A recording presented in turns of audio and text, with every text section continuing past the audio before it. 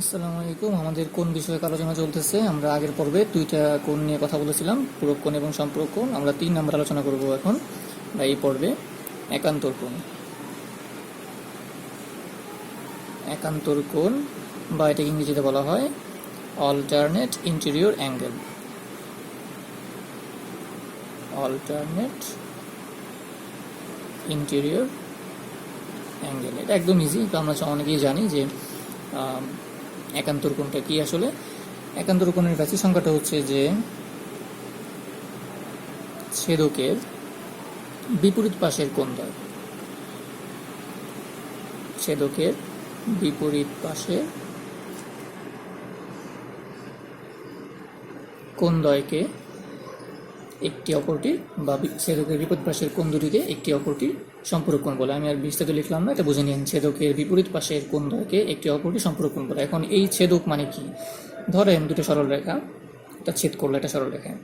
এখন আমরা বলতেছি যে একান্তর কোণ বলতে বোঝাচ্ছে যে ছেদকের বিপরীত পাশের কোণদ্বয়।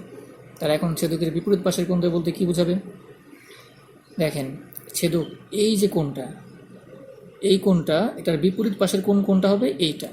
দ্যাট মিন্স এই কোণটা কি কোণ? একান্তর কোণ। অর্থাৎ এটা যদি এক্স হয়, এটা যদি ওয়াই হয়, তাহলে আমরা বলতে পারি যে এক্স এবং ওয়াই একে অপরের একান্তর কোণ। আর আমরা জানি যে এই একান্তর কোণের ক্ষেত্রে যেটা ঘটে যে এক্স ইকুয়াল টু ওয়াই, অর্থাৎ এক্স এবং ওয়াই পরস্পর সমান হয়। দ্যাট মিন্স এক্স যদি এখানে 30 ডিগ্রি হয়, তাহলে ওয়াইও এখানে 30 ডিগ্রি হবে।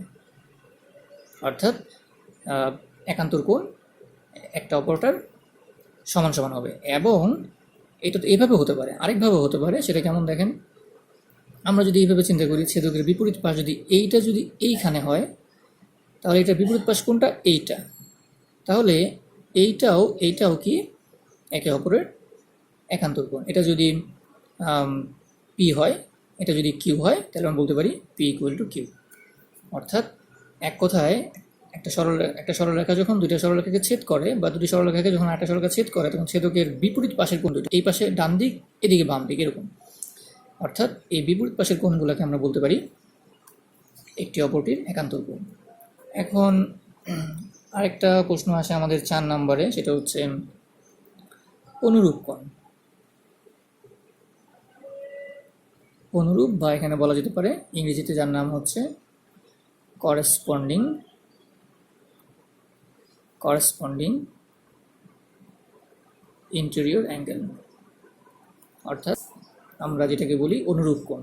এটা বুঝলে এটা বুঝবেন। অনুরূপ কোণটা কি? এটা আবার আমরা এটা উল্টা, অর্থাৎ এখানে বলতে পারি ছেদকের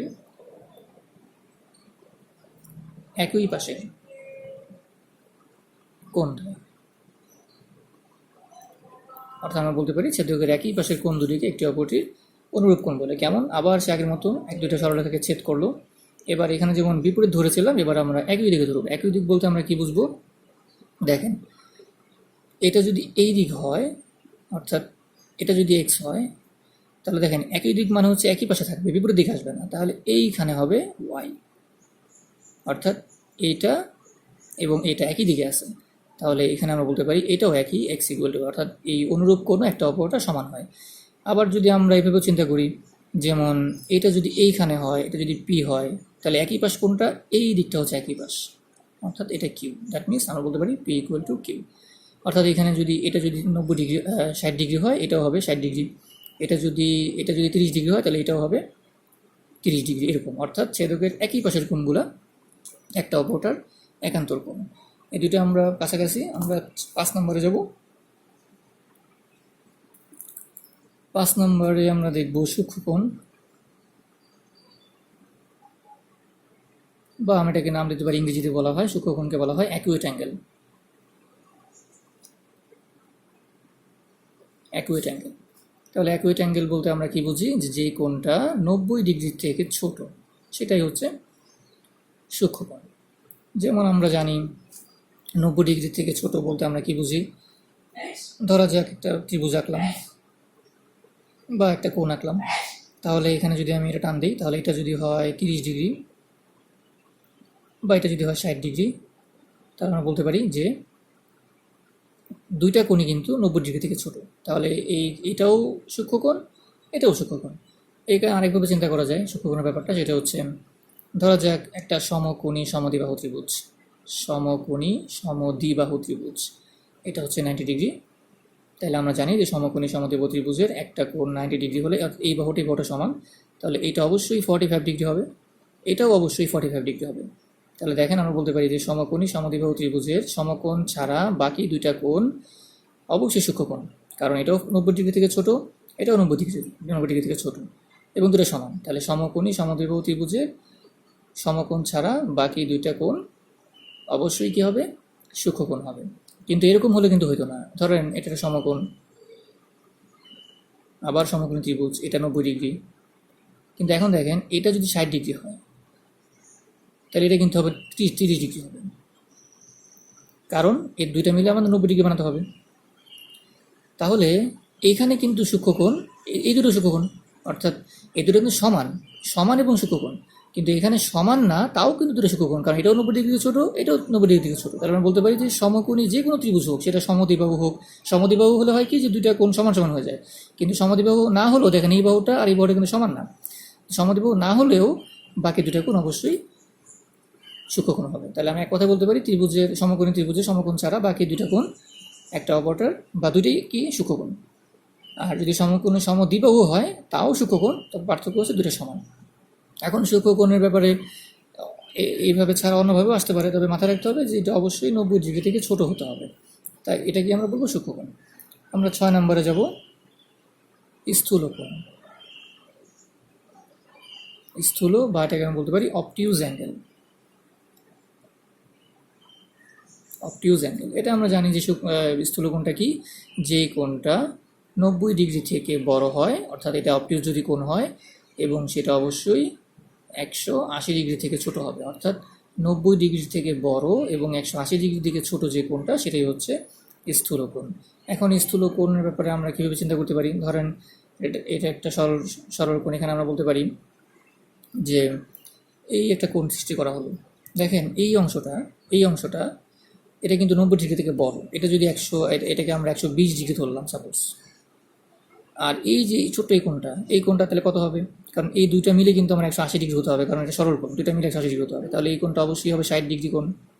এখন দেখেন এই যে এই কোণটা কিন্তু 90 ডিগ্রি থেকে বড়, কারণ এই 120 ইজ গ্রেটার দেন 90, কিন্তু এই 120 ইজ লেস দেন 180, তার মানে এই কোণটা অবশ্যই স্থূলকোণ বা অবটিউজ অ্যাঙ্গেল। আর এই যে 60 ডিগ্রি কোণটা এটা কি হবে, তাহলে এটা হবে এই সূক্ষ্মকোণ, কারণ 90 ডিগ্রি থেকে ছোট। তাই আমরা বলতে পারি, দেখেন এখানে আবার এইভাবে চিন্তা করতে পারেন আপনি, ধরেন এই টান দিলাম এখানে, এই কোণটা আমরা বলছি এই কোণটা হচ্ছে 120 ডিগ্রি, তাহলে এইখানে যদি আপনি লম্ব আঁকেন, তাহলে দেখেন লম্ব আঁকার সাথে সাথে কিন্তু এই জায়গায় কী হবে, এই লম্ব আঁকার সাথে সাথে এই অংশটা, অর্থাৎ এই অংশটা একটা 90 ডিগ্রি কোণ হয়ে যাবে, অর্থাৎ এতটুকু। তাহলে দেখেন আপনার কিন্তু আবার একটু বেশি আছে, দ্যাট মিনস 90 ডিগ্রি থেকে বেশি আছে, অর্থাৎ এই অংশটা যদি 90 ডিগ্রি হয় তাহলে আপনার আসে হচ্ছে 90 ডিগ্রি থেকে বেশি, অর্থাৎ এই অংশটা বেশি আপনার, এই জন্যই বলা হচ্ছে 90 ডিগ্রি থেকে বড়। কিন্তু দেখেন এইখানে কিন্তু আবার আসবে না, কারণ আপনার যে কোণটা সেটা কিন্তু এই পর্যন্তই শেষ, এখানে আসতেছে না, তার মানে 180 ডিগ্রি থেকে ছোট কিন্তু 90 ডিগ্রি থেকে বড় যে কোণটা সেটাই হচ্ছে স্থূলকোণ। এরপরে আমরা যাব হচ্ছে 7 নাম্বার দিয়ে আমরা এই পার্টটা শেষ করব। পরবর্তী পার্টে আমরা পরের পর্বে আলোচনা করব, এবং ওই পার্টটা আশা করি গুরুত্বপূর্ণ হবে, কারণ এগুলো খুবই সহজ, এগুলো অনেকেই পারি আমরা। তাহলে আমাদের পরবর্তী পার্ট হচ্ছে 7 নম্বর হচ্ছে আমাদের প্রবৃদ্ধ কোণ। প্রবৃদ্ধ বা এটাকে আমরা বলি রিফ্লেক্স অ্যাঙ্গেল। প্রবৃদ্ধ কোণ বা রিফ্লেক্স অ্যাঙ্গেল এটা কি, এটা আগেরটা বুঝবেন। এরকম বলতে পারি আমরা যে কোণটা 180 ডিগ্রি থেকে রিফ্লেক্স অ্যাঙ্গেল, যে কোণটা 180 ডিগ্রি থেকে বড় কিন্তু 360 ডিগ্রি থেকে ছোট, সেটাই হচ্ছে রিফ্লেক্স অ্যাঙ্গেল বা প্রবৃদ্ধ কোণ। এটা কেমন করে হতে পারে, ধরেন এটা কোণ আঁকলাম আমরা, এখন আমরা জানি যে এই যে অংশটা, এটা আমরা কত জানি, এটা আমরা জানি হচ্ছে 180 ডিগ্রি। এই অংশটা কত, 180 ডিগ্রি, কারণ আমরা যে কোনো একটা সরলরেখা যখন একটা বিন্দু দিই তখন ওই জায়গায় একটা 180 ডিগ্রি কোণ সৃষ্টি হয় উপরের অংশটা। আবার এই অংশটা মিলে, অর্থাৎ এটা যদি 180 ডিগ্রি হয়, আমি যদি আবার এইখানে যদি আমি আবার একটা এইভাবে টান দিয়ে মিলিয়ে দিই তাহলে কিন্তু আরেকটা 180 ডিগ্রি হয়ে যাবে, তাহলে কারণ দুইটা মিলে আবার কী হবে, 360 ডিগ্রি হবে। তাহলে এই অংশটা এটা 180 ডিগ্রি। এখন আমি চাইতেছি যে এই 180 ডিগ্রি কোণটাকে বাড়াবো। তাহলে বাড়াতে গেলে কী করতে হবে, এই দিকে আনতে হবে, এদিকে আনতে হবে। আমি এই পর্যন্ত এনে থামাই দিলাম, আর নিব না। তাহলে আমার এই যে কোণটা, দেখেন এই কোণটা কিন্তু 180 ডিগ্রি থেকে বড় হয়েছে, কিন্তু 360 ডিগ্রি পর্যন্ত যায় না। এই কারণ এই অংশটা গেলেই 360 ডিগ্রি হয়ে যাবে, কিন্তু আমার এই পর্যন্ত শেষ হয়ে গেছে। তাহলে আমার এই যে আমার কোণটা 180 ডিগ্রি এবং তার থেকে বড়, এই পর্যন্ত, এইখানে আর আসতেছে না। এটা কি বলা হচ্ছে, এই অংশটাকে বলা হচ্ছে রিফ্লেক্স অ্যাঙ্গেল। বা আমি যদি বলি যে এটা যদি 300 ডিগ্রি হয়, অর্থাৎ এখান থেকে শুরু করে এই পর্যন্ত যদি 300 ডিগ্রি হয়, 300 ডিগ্রি হয়, তাহলে এটা কতটুকু হবে, এটা হবে 60 ডিগ্রি। তার মানে কারণ দুটা মিলে আমার 360 ডিগ্রি হতে হবে, এই জন্য বলা হচ্ছে 360 ডিগ্রি থেকে ছোট হচ্ছে, কিন্তু দেখেন এই 300 কিন্তু আবার 180 থেকে বড়, 180 ডিগ্রি থেকে বড় কিন্তু 360 থেকে ছোট। বা আমরা একটা বৃত্ত চিন্তা করতে পারি। আমরা জানি যে বৃত্তের কেন্দ্রে 360 ডিগ্রি কোণ সৃষ্টি হয়। তাহলে আমি যদি এখন এই বৃত্তটাকে আমি যদি একটা আমি কি বৃত্তস্থ বা কেন্দ্রস্থ জ্যা দিয়ে পূরণ করে দিই, তাহলে এইখানে কিন্তু 360 ডিগ্রি কোণ সৃষ্টি হচ্ছে। তাই আমি এখন এইটুকু বলতে পারি কত, 180 ডিগ্রি। এইটুকু আবার 180 ডিগ্রি, কারণ দুটা মিলে আমার 360 ডিগ্রি হতে হবে। তাহলে এই কোণটা, এটা 180 ডিগ্রি কোণ, আমি যদি একটু বাড়ায় দিই তাহলে সেটা কী হয়ে যাবে, রিফ্লেক্স কোণ হয়ে যাবে। এই হচ্ছে আমাদের রিফ্লেক্সিভ বা প্রবৃদ্ধ কোণ, যেটা 180 ডিগ্রি থেকে এই পর্যন্ত, এখান থেকে শুরু করে এই পর্যন্ত 180 ডিগ্রি ছিল, তার থেকে বড় হয়েছে, কিন্তু 360 পর্যন্ত যায়নি। এইখানে এসে থামলেও সেটা কি হতো, রিফ্লেক্স কোণই হতো। কারণ আমার কম হলেই হবে, অর্থাৎ আমার এমন হতে পারে যে 359 এইখানে এসে থেমে গেছে, তাও সেটা কী কোণ, রিফ্লেক্স কোণ। কারণ বাকিটা আমার 60 তো আর হয়নি, বাকি 1 ডিগ্রি থাকবে। এখান থেকেও প্রশ্ন হতে পারে যে, ফর এক্সাম্পল বলা হলো যে 300 ডিগ্রি কোণের 300 ডিগ্রি কোণের কি বলা যায়,